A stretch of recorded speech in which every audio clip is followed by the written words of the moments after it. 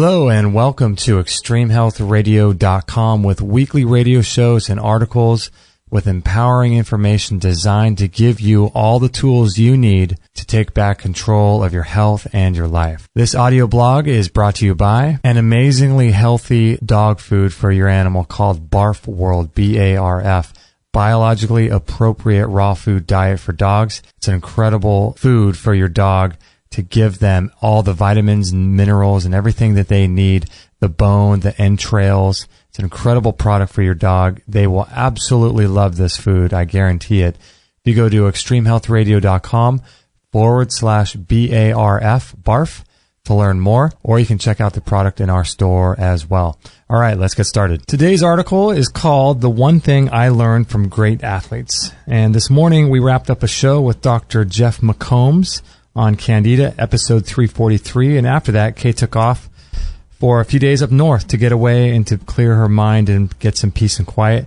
I think it's critical to get away from time to time and get out of our daily routine of daily life.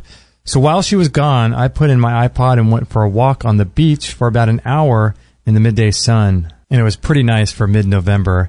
Now, usually I listen to people like Jim Rohn on my iPod, or I listen to Health Talks, or even different podcasts about politics or religion. But this time, for some reason, I felt urged to listen to some music, which I really don't do at all anymore. And get this, the only music that was on Kate's iPod was Enya, and that sounds pretty uncool, right? But having that peaceful music in my ears was super, super soothing and peaceful for me with all the construction going on next door, and it was just unbelievable. So walking along the beach in the beautiful sun, I don't really like to admit this, but probably partly because of that pesky ego thing, but during the walk, I kept doing what Muhammad Ali would do, and he said, "I am the greatest. I said that even before I knew I was." Now, it seems super corny and cheesy, but it's my contention that because we are all non-corporeal energy at our most base level, saying these types of things to ourselves actually changes our vibrational frequency, which then allows us to stay motivated and inspired to create something unique in the world. Now, if you don't use positive self-talk like this, what's most likely going to be running around in your mind? Most likely, it'll be obligations and failures, negative thinking. When we think like this, we are thinking either in the past, which represents stress, or the future, which represents fear. And both of these states are not states you want to live the majority of your life in.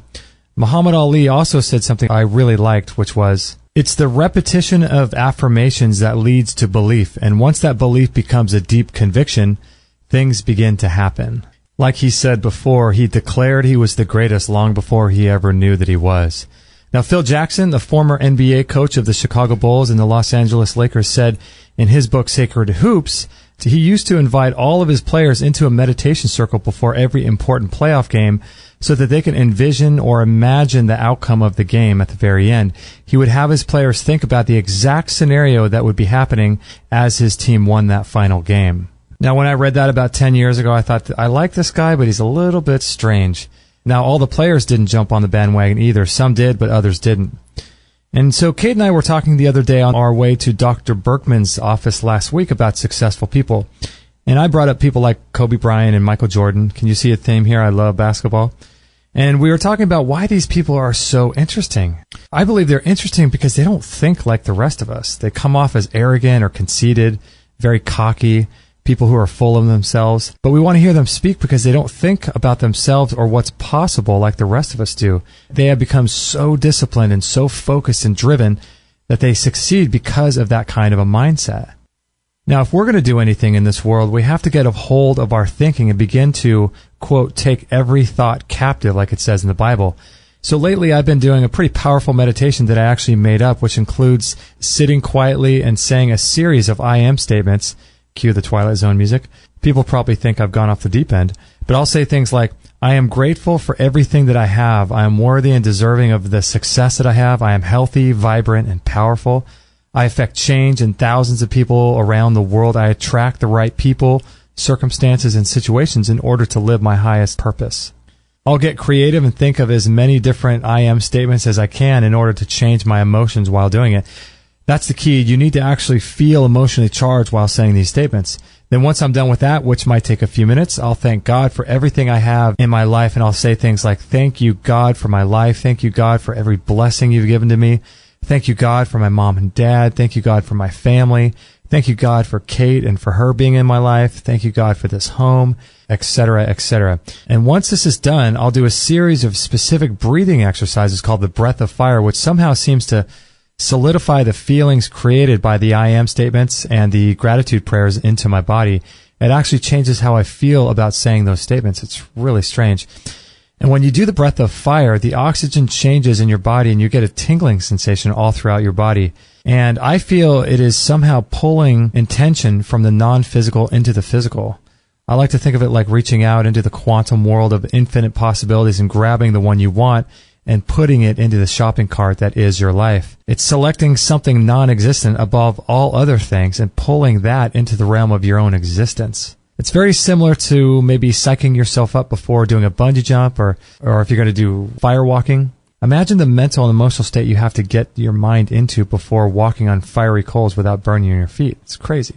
So great athletes like Kobe Bryant, Michael Jordan, Muhammad Ali not only master their physical bodies, but they somehow seem to master their mental capacity to block out everything else and bring into reality that which first was created in their own mind. Just remember that everything you see around you, everything, no matter what it is, first came into existence as an inspiration and an idea that existed in somebody's mind. If you like this particular post and you want to leave a comment or check out all the links and the videos inside this particular post, just go to extremehealthradio.com/JAB244. That stands for Justin's Audio Blog 244, JAB244. And thank you so much for listening. And if you like this type of information, please help Kate and I out by subscribing and leaving us a 5-star rating and review on iTunes. We'd greatly appreciate that.